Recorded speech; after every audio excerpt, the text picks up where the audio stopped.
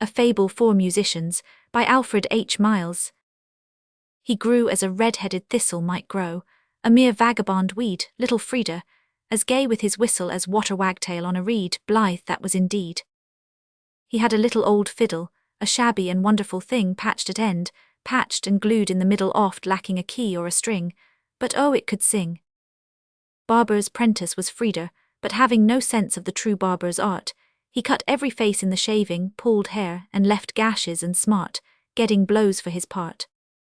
Blows he liked not, and so off he started one morning, his fortune to seek, comb and fiddle his all, yet light-hearted as long as his fiddle could squeak, be it ever so weak. Ran away, highway rutted or dusty seemed velvety grass to his feet, sang the birds, his own stout legs were trusty, to his hunger a black crust was sweet, and life seemed complete. Towards twilight he came to a meadow where a lovely green water, outlaid like a looking-glass, held in clear shadow low iris-grown shores, every blade its double had made. Neck the nixie lived under this water, in a palace of glass, far below where fishes might swim, or the otter could dive, or a sunbeam could go, or a lily root grow. And lo, Frida spied him that minute in a little red coat, sitting there by the pond with his feet hanging in it, and clawing his knotted green hair in a comic despair. Green hair full of duckweed, and tangled with snail shells, and moss and eel grass it was, and it straggled and dangled over forehead and shoulders, alas, a wild hopeless mass. "Good evening," hailed Frida. "I know you, Sir Neck the pond nixie. I pray you will come to the shore, and I'll show you how hair should be combed if I may the real barber's way." Neck swam like a frog to him, grinning, and Frida attacked the green mane that had neither end nor beginning.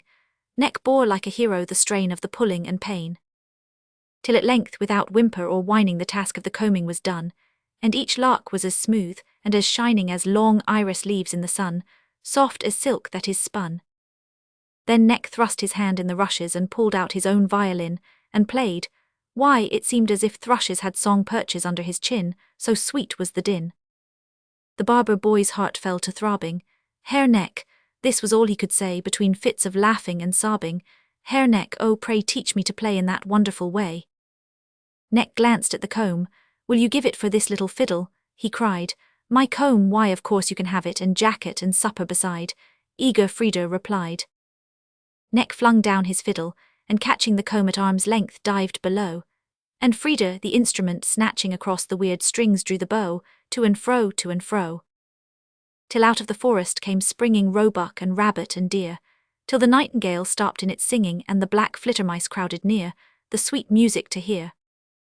Forth from that moment went Frida far countries and kingdoms to roam, of all earth's musicians the leader, kings' castles and courts for a home, but alas for his comb.